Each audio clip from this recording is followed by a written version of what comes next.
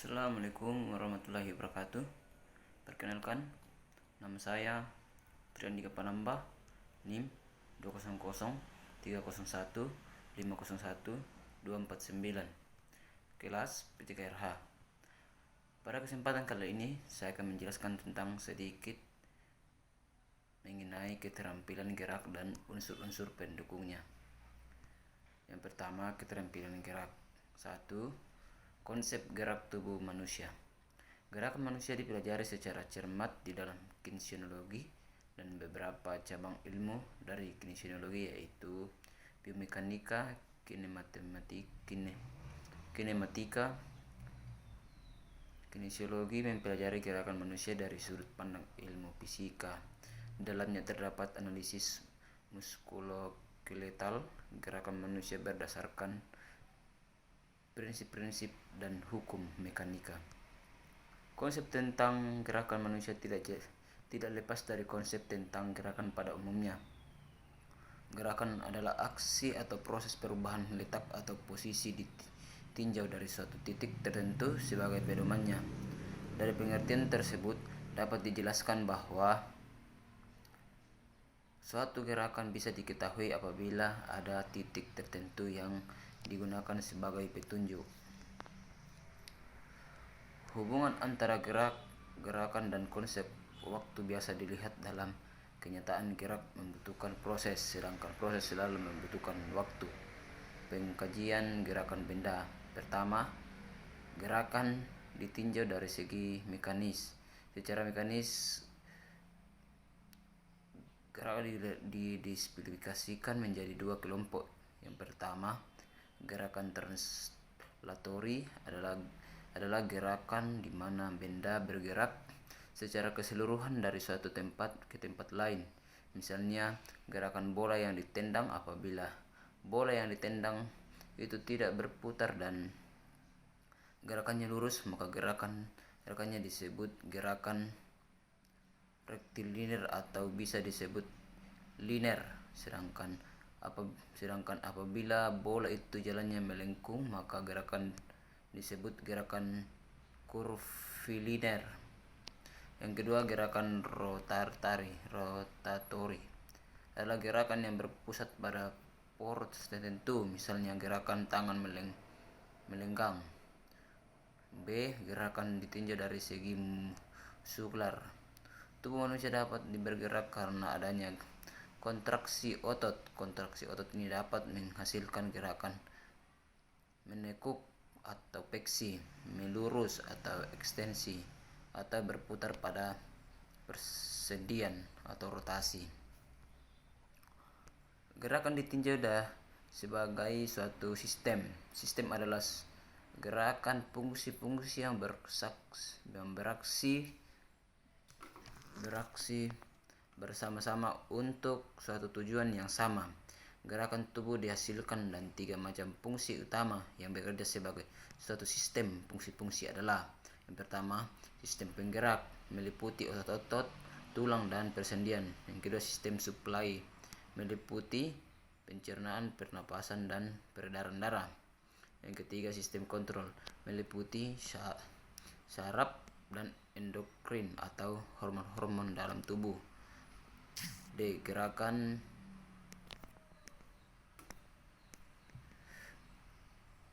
D.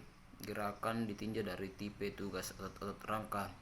Tugas otot kelompok menjadi 4 tipe, yaitu 1. Tugas menopang tubuh atau suatu beban. Kedua, tugas menopang tubuh. Tugas menopang tubuh bisa dibedakan berdasarkan sifat bidang tumpuannya, yaitu menopang tubuh pada permukaan yang padat atau berdiri, duduk, berlutut, berdiri tangan, dan menopang tubuh pada benda cair, mengapung. B. Tugas menopang beban. Tugas menopang beban bisa dilakukan dalam bentuk mendukung beban. Bebannya bisa di atas kepala, di pundak, dan di punggung, lengan atau tangan. Kedua, tugas menahan tubuh dan Menahan tubuh dalam sikap menggelentung juga memerlukan koneksi otot yang bersifat statis atau konstruksi isometrik.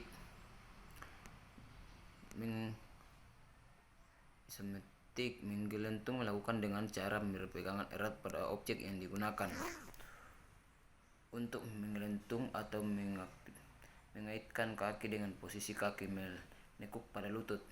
Objek tempat menggelentung bisa berupa benda dalam diam ataupun benda bergerak. Ketiga, tugas menggerakkan tubuh dan menggerakkan benda. Untuk menggerakkan tubuh dan menggerakkan benda diperlukan kontraksi otot yang bersifat dinamis atau kontraksi isotonik. Yang A, tugas menggerakkan tubuh keseluruhan. Menggerakkan tubuh secara keseluruhan bisa dilakukan dengan bertentu dengan bertumpu pada permukaan padat atau berjalan, berlari, melompat, merangkak, mengguling atau salto.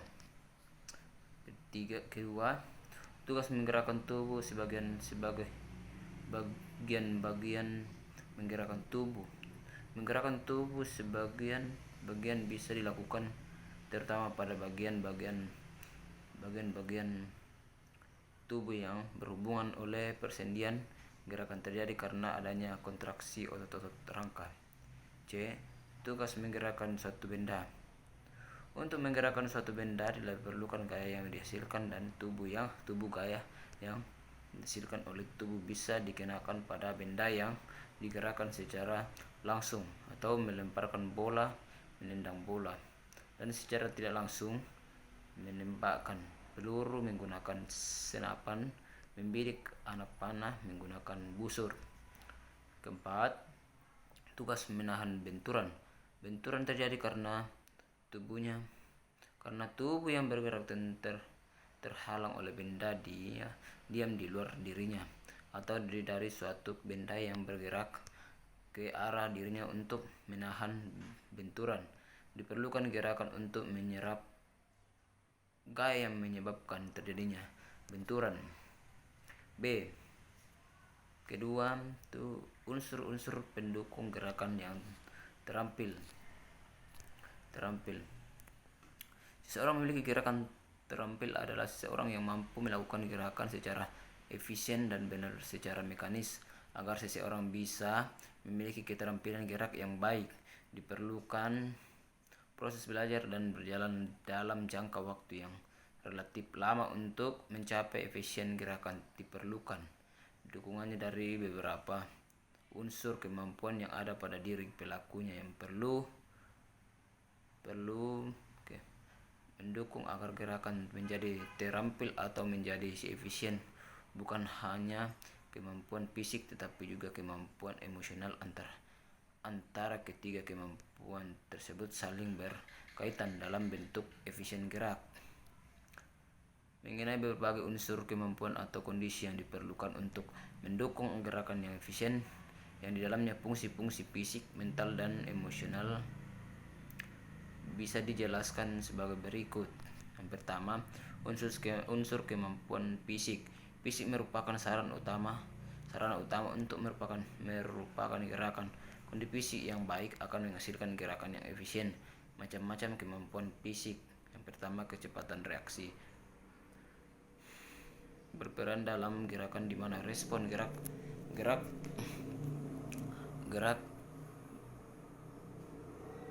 harus dilakukan secara segera mungkin setelah ada stimulasi, misalnya dalam start dan lari cepat.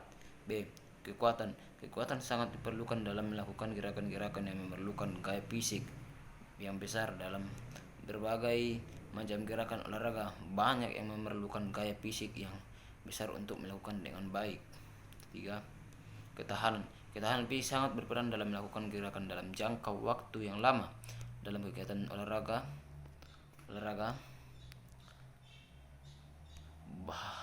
banyak gerakan yang harus dilakukan berulang-ulang dalam jangka waktu lama, misalnya sepak bola yang harus bertahan selama 2 kali 45 menit. Yang keempat, kecepatan gerak sangat diperlukan untuk menyelesaikan tugas gerak yang harus diselesaikan dalam waktu sesingkat-singkatnya. Fleksibilitas. Fleksibilitas sangat diperlukan dalam menyelesaikan tugas gerak di mana gerakannya memerlukan keluasan gerak persendian atau perlu memaksa persendian. Gerak-gerak di dalam gerakan-gerakan di dalam olahraga memerlukan fleksibel dalam gimnastik, judo dan gulat. Ketajaman indera. Ketajaman indera kinestetik yang merupakan fungsi untuk merasakan posisi dan gerakan tubuh yang dapat diperlukan dalam melakukan gerakan-gerakan yang menemukan kebenaran bentuk gerakan, misalnya loncat indah. Kontrol keseimbangan. Kontrol muskular saling berhubungan di dalamnya. Pelaksanaan fungsinya. Ketika fungsi kontrol tersebut secara bersama-sama mewujud dalam bentuk kelincahan dan koordinasi gerakan. Kelincahan agility adalah kemampuan mengubah arah gerakan dan atau posisi tubuh dengan cepat, sedangkan koordinasi adalah pemungsaan beberapa otot secara bersama dengan timing dan keseimbangan yang baik di dalam suatu gerakan. Gerakan dikatakan efisien apabila gerakan yang berkoordinasi dengan baik dikombinasikan untuk menghasilkan gerakan yang diperlukan untuk menyelesaikan tugas tertentu dan memanfaatkan dengan perolehan nilai yang tinggi dengan arah yang baik dan menggunakan tenaga sekecil mungkin. Sekian presentase mengenai keterampilan gerak dan unsur-unsur pendukungnya. Diucapkan terima kasih. Sekian dan terima kasih.